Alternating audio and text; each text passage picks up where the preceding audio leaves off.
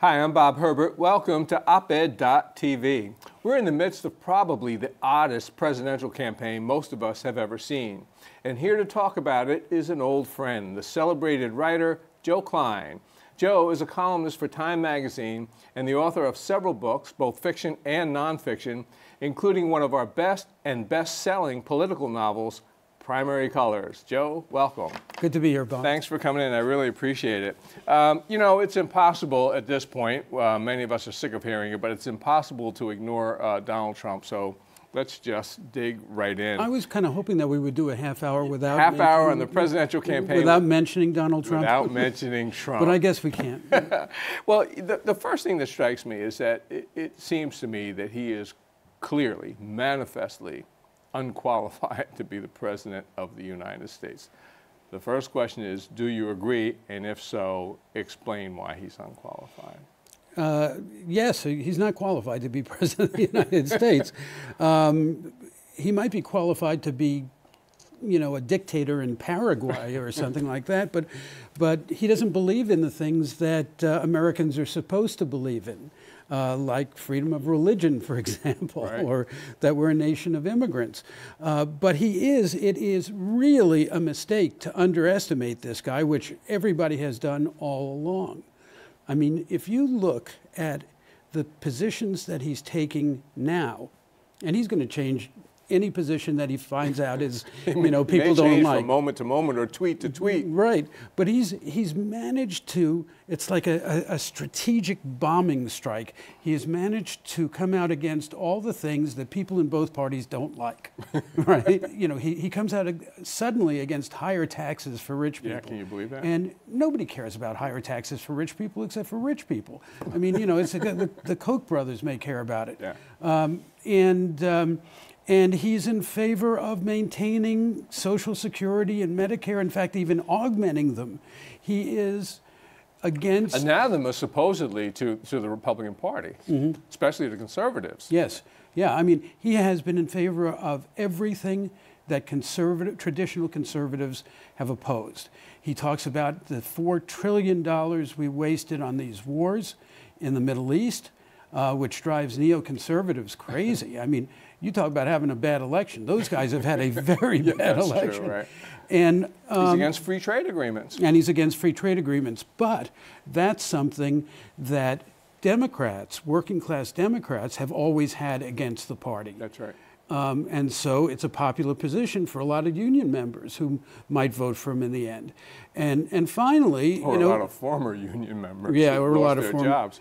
But and finally, he represents the worst in us in that there are a lot of white people who still, and even more intensely now, don't like the other, don't like black people, don't like Latinos, don't like Asians. You use the analogy of a strategic bombing attack, and when I think about Trump and the issues and his lack of command of so many issues, I think about nuclear weapons. And I remember on one of the debates, it was so clear that he didn't understand what the nuclear triad was. And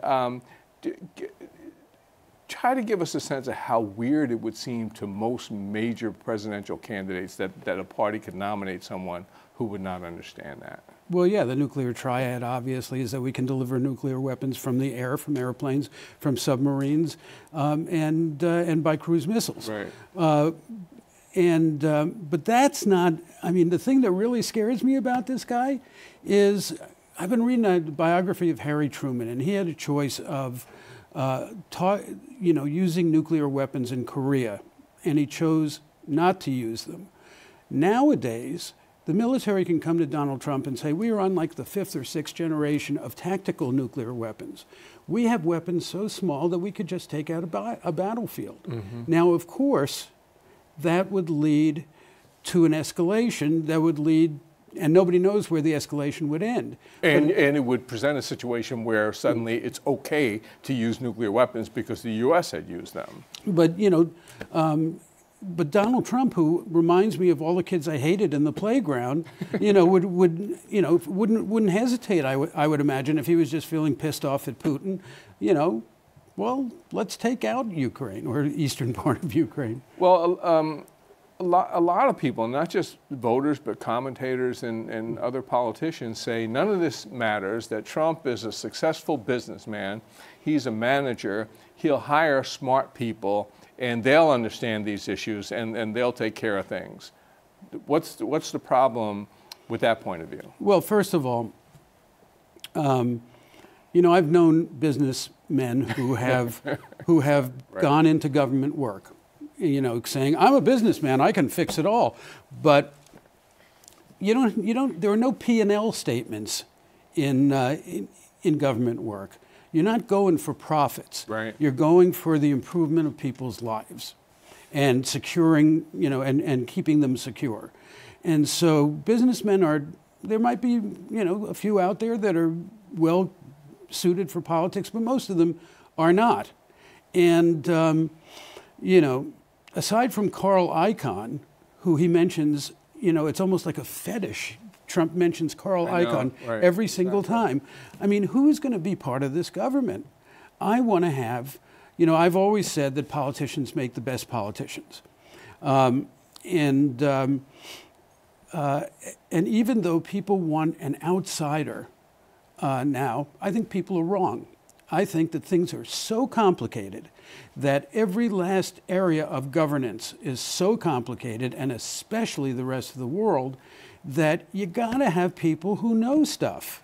Trump's dominance in the Republican primary campaign has obviously made a lot of Republicans nuts. The party is really fractured now. He's the presumptive nominee.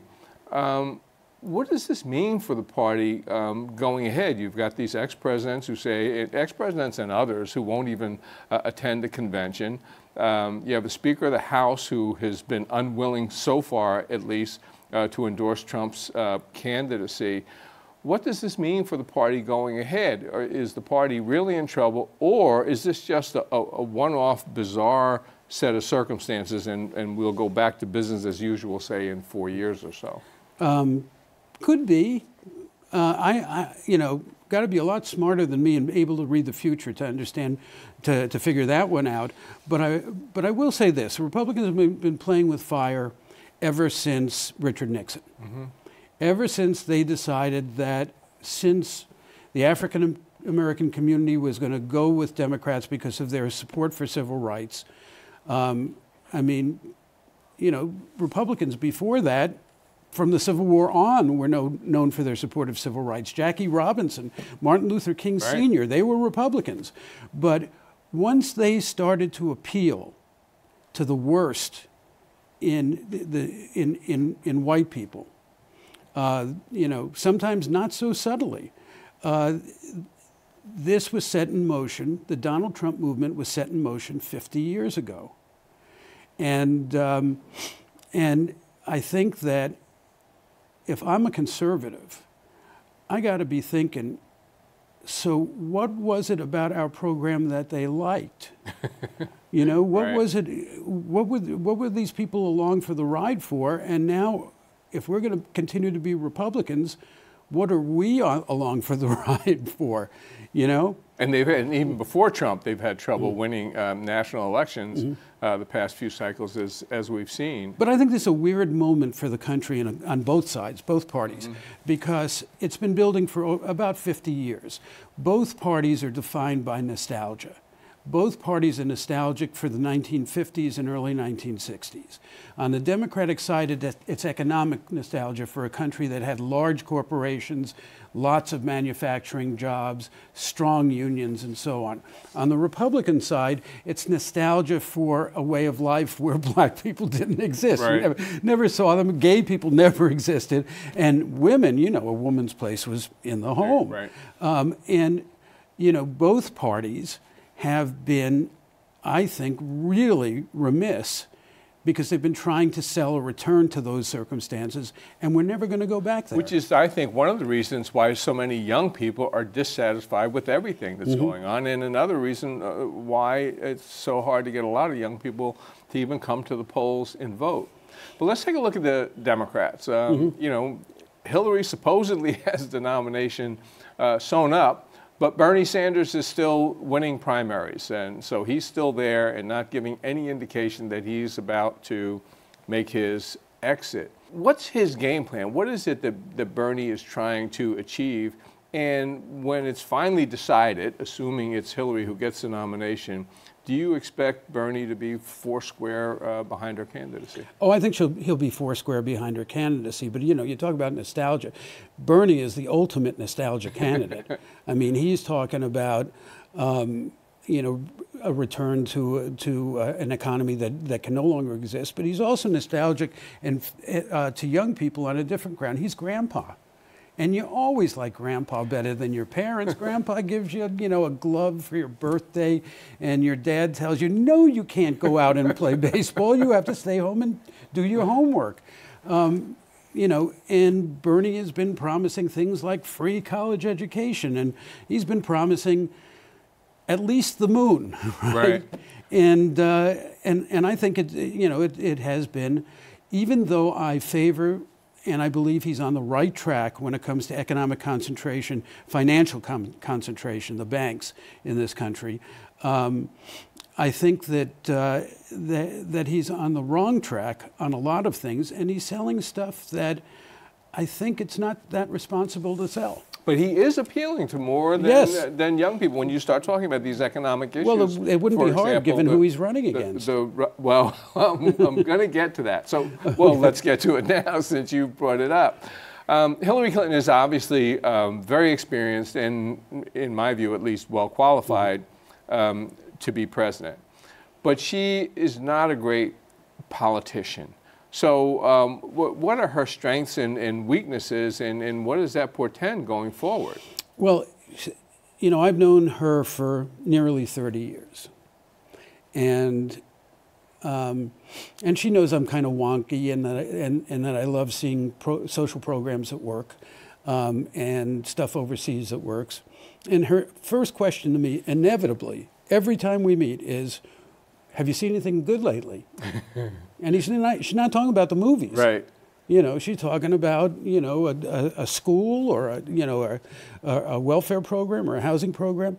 And she is, in that sense, as well prepared as anybody. I remember after 9/11, I started at Time magazine.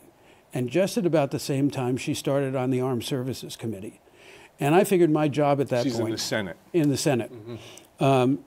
I figured my job at that point was to learn the military.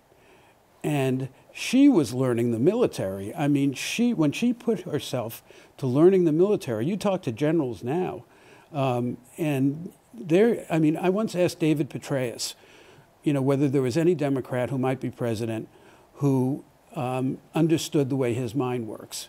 And he said, you mean aside from Hillary?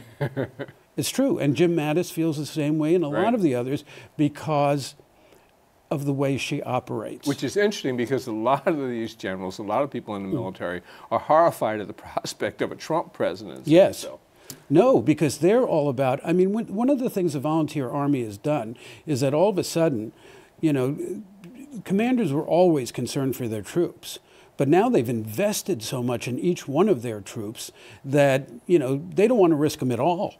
And so Hillary really got to know the military, but that's the way she operates in every single area.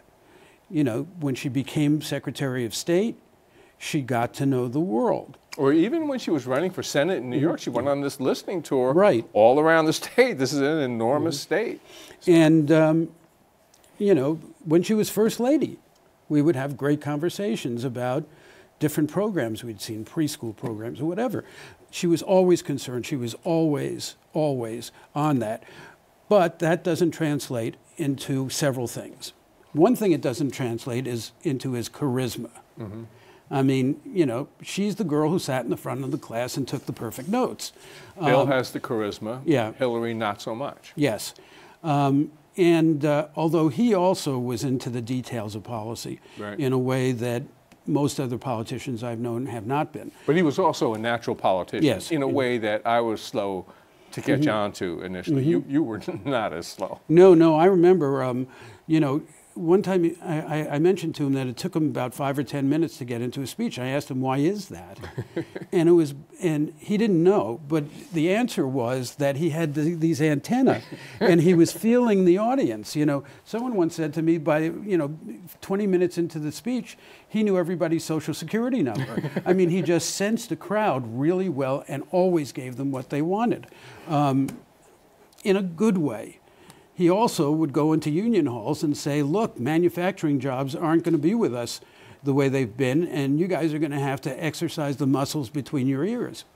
So we've got this odd situation. I mean, if unless there's a radical change, we're going to have a presidential face-off between Hillary Clinton and Donald Trump. So these are nationally now, two very unpopular, very polarizing figures representing the two parties in this country. This is supposed to be a representative democracy.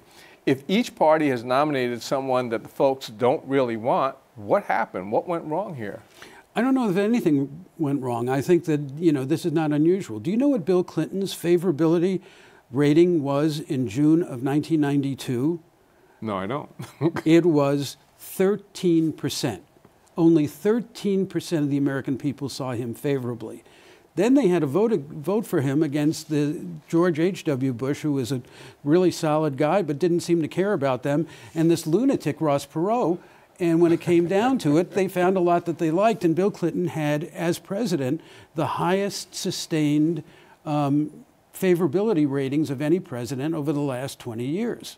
In the Republican Party, though, at least they had a lot of choices. You can think whatever you want to think about their choices, but they had quite a few. The Democrats, they thought at last, actually, that they were only going to have one choice, Hillary. Bernie was a surprise, but that was it. Why not more of a choice for Democratic voters? You forget Martin O'Malley? I forgot Martin O'Malley. That's exactly right. Yes, well, okay. Well, the fact is that, she had near incumbent status. And, I was saying from the very beginning, that she is not inevitable, because no one's ever inevitable. Right. If they have one person running against them, especially in the Democratic Party, they're bound to get 35 or 40%. And this is a woman who has had the kitchen sink thrown at her for over 30 years and has also done some very questionable things. And so, you knew that it was going to be closer than people were saying. Didn't know it was going to be as close as it became. The press, let's talk about the media for a moment. The press has not distinguished itself, I don't think, in its coverage of this campaign. We've been focused so much on trivia, on Donald's tweets, on his nicknames for his opponents, and that sort of thing. Critique the coverage of the press since the beginning of the campaign, the good and the bad. Well, I should have mentioned this before, but this is my 11th presidential campaign, which is a sure sign of mental illness. It's my last. And I will also say that Can we quote you on that? Yeah, you can quote me on that. I'm going to stay home and write books. But it is the worst performance by the press I have ever seen. I mean, every 4 years, people vamp on the press and say they're really crappy. And I have tended not to do that. I have not made a history of beating up on the press. No, because in the past, you had, you had various organs in the press who were responsible, who were covering the issues. But now, I mean, you still have those. You still have the New York Times and the Wall Street Journal and the Washington Post. But now, in this new era, television has become bread and circuses because of the competition factor. And Donald Trump brings huge ratings. And so they want to have fun with Trump. and they have, and as a result, they have played into his every game.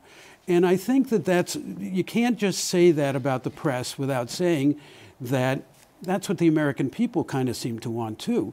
It's one of my great concerns. I really think that American people have grown more familiar with reality TV than they are with reality. Reality is complicated. Reality TV, you know, you got heroes, you got villains, you got someone to root for. One of the things I wanted to ask you about. I mean, just like we've tended not to beat up on the press, even less do we beat up on voters. But voters have been remarkably ignorant, not just about the issues, but about even the way the government works or what this country stands for. They don't understand the separation of powers. A lot of Trump's voters seem to want a strong man in the worst sense of that term. Should we in the press be paying more attention to the shortcomings of the electorate? Yeah, absolutely. Here's the moment where I promote my most recent book, which is called Charlie Mike.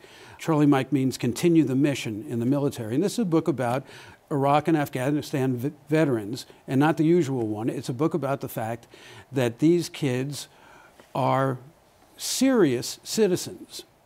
Over 90% in some polls say that they want to continue their service when they come home in their communities. For them, citizenship isn't a passive thing. It isn't sitting on the couch and cheering when Donald Trump calls him Little Marco. Right. For them, citizenship is being active, and that activity has two aspects. One is actually being active and helping out in your community, the kind of thing that John Kasich was talking about to very little effect. And the other is actually following the issues and being well informed. You can't do a democracy without citizens. And we've been trying to do that in this country because, I mean, we are so affluent. Even the poor in this country are more affluent than most people have ever been in history. And we've been spending our time looking at screens. Last couple of minutes, let's talk a little bit about, I mean, we've got a presidential campaign, and of course these candidates are running to succeed Barack Obama, 2 terms. Not easy to do in the past half century, win a second term. How's he done, and how's history going to treat him? I think history is going to treat him a lot better than we did. And I think that, you know, he has obviously some deficits. He's not, you know, a warm and cuddly politician. Right. But when you think about what he did, and when you think about what he's accomplished, both foreign and domestically, I mean, the most basic rule that I have for a president in foreign affairs is first, do no harm. Right. And the only thing I really disputed about with him overseas was doubling down on a surge in Afghanistan when we really didn't need to do it. There were other ways to go. Yeah, I wrote critically about that as well, right. And also, you know, making pronouncements that he didn't really believe, like the red line in Syria. It's real important for a president of the United States to be the exact opposite of Donald Trump. The Chinese believe that the most powerful person in any given room is the one who speaks least. The President of the United States doesn't have to go around threatening violence. Right. All he has to do is shrug a little or, you know, blink. And so that, and then on the domestic side, I think that when we get the health care thing straightened out and reformed, he's going to be given credit for that and tremendous credit for the stimulus program that helped get us out of a terrible recession. You know, you and I might believe, and I think we both do, that you could do more with infrastructure and more money could be spent there.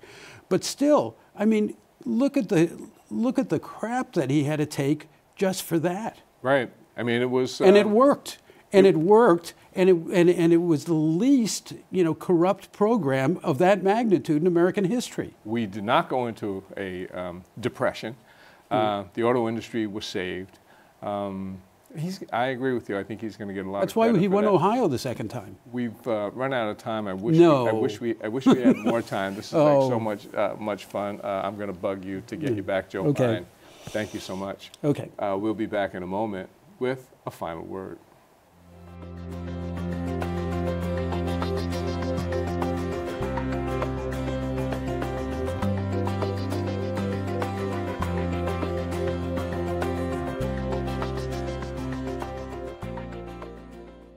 President Obama's daughter, Malia, has been accepted at Harvard University, which is not a surprise to a lot of people.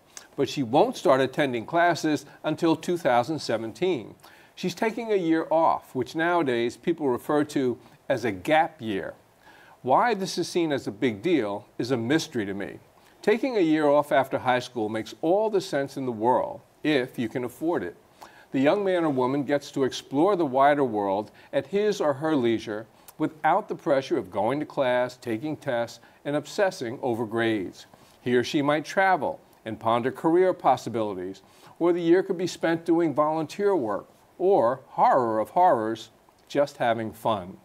We put too much pressure on our kids. We test them every which way from sundown. We demand that they excel before they're even sure what they want to do. We don't give them the time or the space to just be, to lie in the grass and look up at the sun and just wonder about this amazing world of ours. Malia, good luck, whatever you choose to do during your year away from school. That's all for now. See you next time.